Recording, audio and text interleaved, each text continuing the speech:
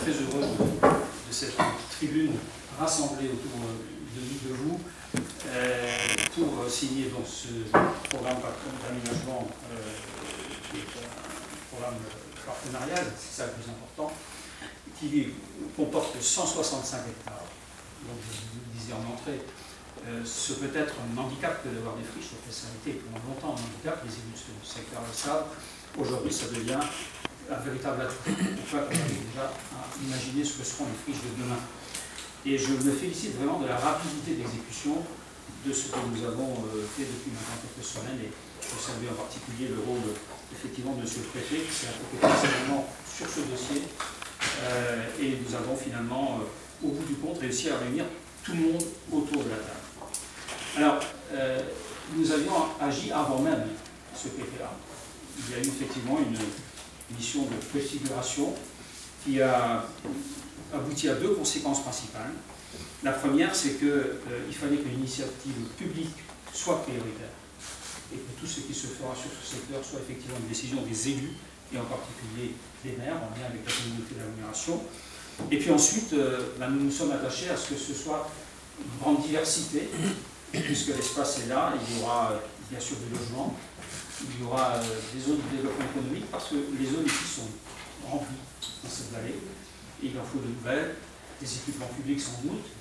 Un mot peut-être aussi de contexte économique, puisque je vous disais que cette vallée était pleine d'emplois industriels, elle l'est encore aujourd'hui, on oublie quelquefois, mais il y a 2500 personnes qui travaillent dans la sidérurgie, chez ArcelorMittal et chez Axtal. C'est important pour une vallée qu'on a souvent présentée comme étant la vallée des Isola. Donc il y a une activité économique et beaucoup d'autres entreprises de très très haut niveau. Donc 165 hectares, un souci de l'environnement, la FENCH passe pas loin, ce ruisseau. Malheureusement, l'actualité récente nous démontre qu'il faut être très attentif à ces questions-là. Je veux également souligner que nous sommes très attentifs, l'ensemble des élus, ce que vous avez dit tout à l'heure, mais également ceux qui sont à la tribune, aux questions de mobilité, puisque les forces aussi de ce territoire, c'est de ne pas être très loin du Luxembourg, et vous savez que la construction d'un pont bis a été validée, mais pas que, en particulier sur le niveau global, et sur la nécessité de faire revivre quelques gares, dont celle d'ailleurs, le président ici. Et je crois que ce PPA sera l'endroit idéal pour que nous échangions, puisque vous le verrez tout à l'heure, finalement, on vous le rappellera, les signataires représentent tous les secteurs d'activité. Et représentent d'ailleurs aussi toute la diversité politique de notre pays, et quelquefois même un peu au-delà, des gens non classés. Donc c'est aussi, je pense, une de nos richesses, en réalité, qui peut parfois conduire effectivement à des mots qui dérapent, mais on se retrouve toujours sur l'essentiel, et aujourd'hui on est tous autour de la table, et c'est de loin le plus important. En perspective également, cela va faire un peu débat, mais nous y allons, pour le 1er janvier 2026, la fusion avec une autre agglomération, Fort-de-France-Thionville, pour former donc une agglomération d'au moins 150 000 habitants, qui nous situera effectivement à un rang nécessaire, utile dans la grande région Est, avec des projets structurants et j'espère derrière des financements qui seront à la hauteur de l'importance que nous aurons atteint. Je veux également souligner le travail de terrain qui est fait aujourd'hui par ArcelorMittal avec la famille Henry, qui est donc un propriétaire de ce site. Nous y irons tout à l'heure sur le terrain, où vous pourrez effectivement voir les deux principaux sites concernés. Tout d'abord celui des Hauts-Fourneaux, et ensuite nous irons à la coquerie. Alors, je veux signaler que pour ce qui est de la coquerie, le permis de démolir est accordé. Nous sommes dans une phase d'instruction actuellement pour le permis de démolir de l'autre partie. C'est un sujet qui aujourd'hui est en échange avec le maire d'Aérange, mais également avec les services de l'État. Voilà, je voulais simplement, puisque je sais que le timing est relativement serré, à la fois pour nous et pour ceux qui suivent, vous dire ce qui nous paraît essentiel, et puis je pense que votre présence pour nous étant très importante aujourd'hui, je vous cède immédiatement la parole. Président, Monsieur le Préfet, Monsieur le député, cher Delkir, Mesdames, Messieurs les conseillers régionaux, Mesdames, Messieurs les conseillers départementaux, Monsieur le Président de la communauté d'agglomération du Val de Fensch, Mesdames, Messieurs les maires, Mesdames, Messieurs les élus, Monsieur le Directeur général de l'établissement public foncier du Grand Est, Mesdames, Messieurs les représentants de la Banque des territoires, de la SNCF et d'ArcelorMittal, Mesdames, Messieurs, je suis très heureux également d'être parmi vous aujourd'hui pour signer le projet partenarial d'aménagement des friches industrielles de la vallée de la Fensch. C'est un plaisir d'être ici dans une vallée qui occupe une place importante dans l'histoire économique et industrielle de notre pays, vous l'avez dit, Monsieur le Président. Un territoire qui a su enclencher une nouvelle dynamique économique autour d'activités industrielles performantes et qui se donne les moyens de préparer l'avenir. Monsieur le Président, je crois que vous avez dit énormément de choses très complètes, donc je ne serai pas très long, je voudrais simplement partager 3 messages. Un premier message pour vous dire que ce projet partenarial d'aménagement est le fruit d'un dialogue responsable et d'une ambition renouvelée au service des habitants du territoire et plus largement de l'attractivité du Nord-Mosellans. C'est l'engagement collectif de porter une vision de long terme, c'est l'objectif de ce projet partenarial. C'est la volonté commune de transformer l'existant et de faire transformer une friche existante profondément ancrée dans l'histoire en un projet d'aménagement qui sera au service de la qualité de vie des habitants. Et je me réjouis qu'à travers ce projet, chacun puisse apporter sa pierre à l'édifice en matière de développement économique, en termes d'urbanisme, en termes de dépollution, en termes de paysage ou encore d'infrastructure. Et je veux remercier vraiment chaleureusement toutes les collectivités locales pour leur engagement et je souhaite saluer l'action du préfet au service de cet accord qui est très important. Et ce projet montre que sur des sujets aussi importants que la fabrique de la ville, que la réindustrialisation, que l'aménagement et le cadre de vie et le logement bien évidemment, nous pouvons tous agir dans le même sens, vous l'avez dit Monsieur le Président, il y a des projets où l'intérêt général prime et où on est capable de se retrouver pour les habitants du territoire. Le deuxième message que je souhaitais partager avec vous, c'est que nous donnons aujourd'hui collectivement les moyens de penser un projet ambitieux et adapté surtout aux besoins du territoire. On ouvre une période d'études, de mise en commun et d'approfondissement qui permettra d'affermir les convictions économiques et urbaines et le cadre réglementaire d'un futur projet d'aménagement. Et je me réjouis de voir autant de signataires, tous les échelons des collectivités, je l'ai dit à l'instant, mais aussi la participation de la SNCF, de la Banque des Territoires, de l'établissement public foncier du Grand Est et d'ArcelorMittal. Pour penser l'avenir de ces 165 hectares de friches, nous mobilisons collectivement un programme d'études d'un montant de 5,4 millions d'euros. Et aux côtés des collectivités, le budget de mon ministère participe à hauteur de 800 000 euros à ce projet, et je tiens à saluer la participation de l'EBF Grand Est à hauteur de 1,3 million d'euros. Vous voyez que tout le monde s'est réuni, y compris financièrement, pour pouvoir porter ce projet et que l'État, l'EBF, est à vos côtés pour pouvoir le mener à bien. Nous réaffirmons également 4 axes stratégiques auxquels le projet devra répondre. Le premier axe, c'est la requalification qui permettra de concrétiser une nouvelle dynamique économique. Le deuxième axe, c'est la renaturation de la rivière Felge, vous en avez parlé à l'instant. Le troisième axe, c'est le désenclavement et le développement du quartier de la gare de Hayange. Et le quatrième axe, c'est le développement d'un nouveau tissu résidentiel répondant aux besoins des habitants du territoire, bien sûr, et des travailleurs transfrontaliers, problématique très importante pour notre département, et c'est le sens d'ailleurs de la visite que je mène et des déplacements que je ferai tout au long de la journée ici.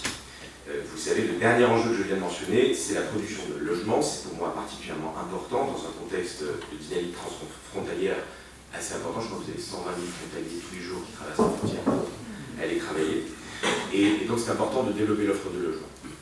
Troisième message que je voulais partager avec vous, c'est que je tenais à être présent car nous partageons une ambition commune, mobiliser et régénérer les friches pour réindustrialiser le pays et pour produire plus de logements.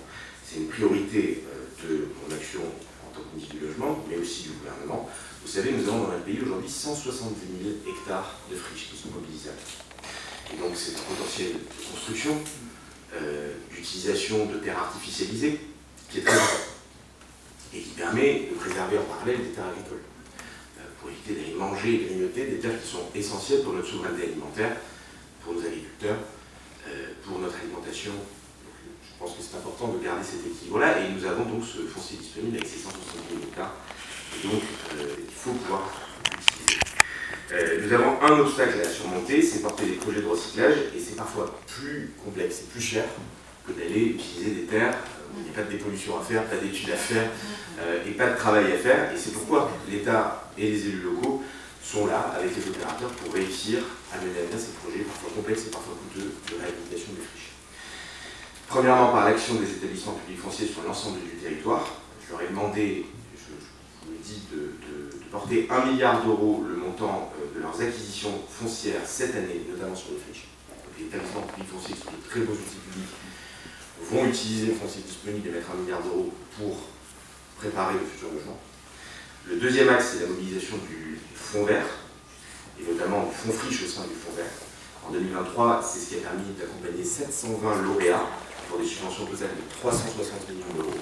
Et ça permettra le recyclage de 1200 hectares de friches qui représentent la création de plus de 26 500 logements. Donc le fonds vert, le fonds friche, sont des outils qui nous permettent d'aller plus vite dans la dépollution et dans la création de futurs logements 26 500 plus avancés. Et puis dernier point, en facilitant les projets de requalification des friches, j'ai présenté en Conseil des ministres cette semaine un décret qui permettra la création d'un certificat de projet pour les friches. Et c'est un outil qui était très attendu par la profession, notamment la Fédération des promoteurs immobiliers, par les constructeurs. Pourquoi? Parce que c'est un certificat de projet qui va permettre de donner de la visibilité sur toutes les étapes administratives, tous les calendriers, tous les délais, pour que chacun puisse s'organiser et aller plus vite dans des opérations de restructuration et d'utilisation de friches. Donc ce décret-là et ce certificat de projet permettra d'aider tous les opérateurs qui ont besoin de visibilité sur ce type de projet, encore une fois très complexe, et sur lequel il faut simplifier et aller plus vite. Voilà ce que je souhaitais vous dire, et soyez assurés que, bien sûr, l'État sera à vos côtés, et à côté de ceux qui veulent faire la ville sur la ville et donner un nouvel avenir aux friches partout sur le territoire.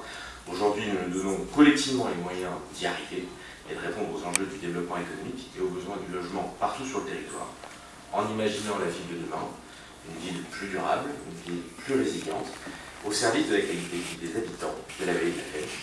Encore une fois, Monsieur le Président, très heureux d'être à vos côtés. Merci à toutes et à tous pour votre présence. Merci.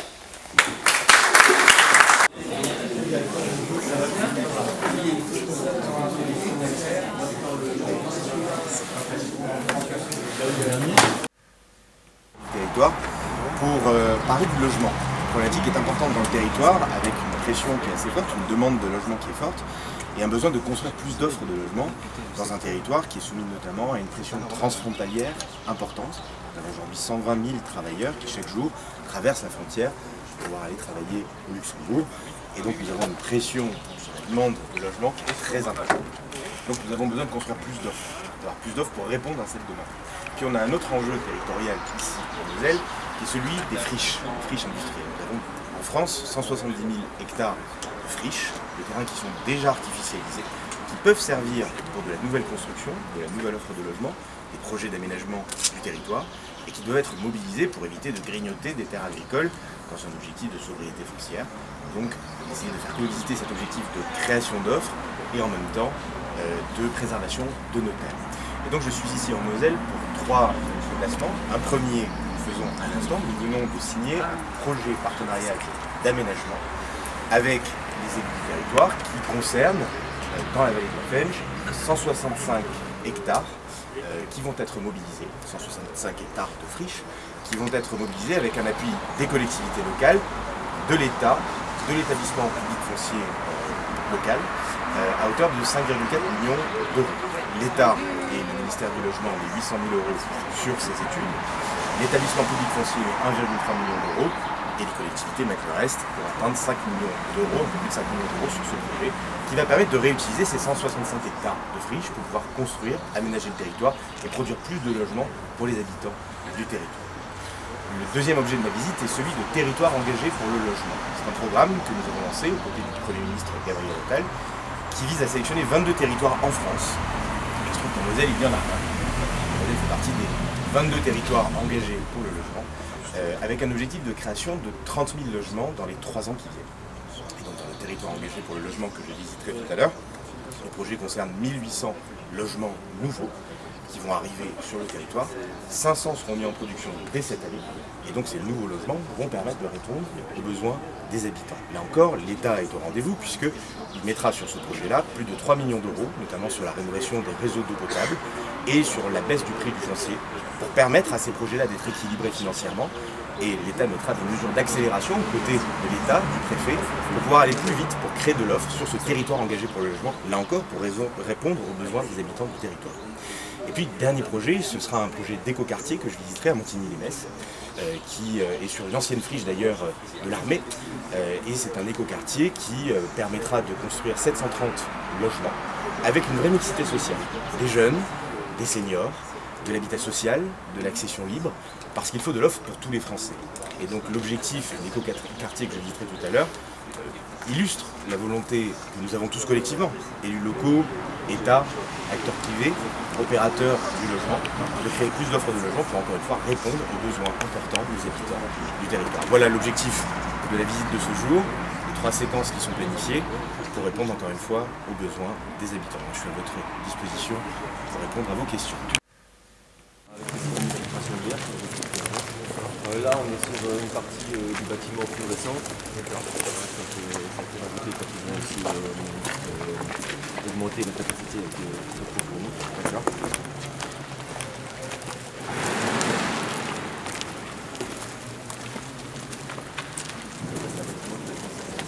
Oui, tout à fait. Là, le bâtiment sera... On regarde mon bâtiment ici, les différents bâtiments que nous regardons, il faut regarder un peu le patrimoine industriel. C'est pour ça que... Que ça s'avère en fait.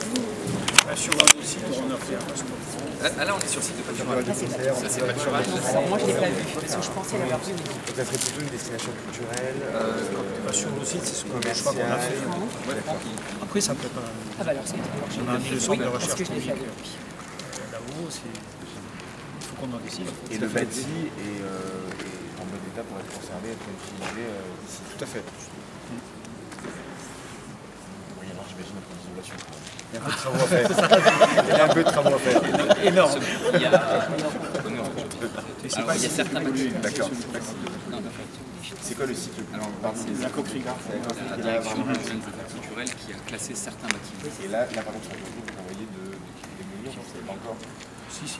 La démolition est décidée, mais bon, après, ce sera plus compliqué de faire des choses en profondeur. Il y a des endroits où on met des jardins, mais on n'a pas le droit de creuser sur notre friche. Les gens vont les acheter, mais on ne va pas utiliser le jardin pour faire attention.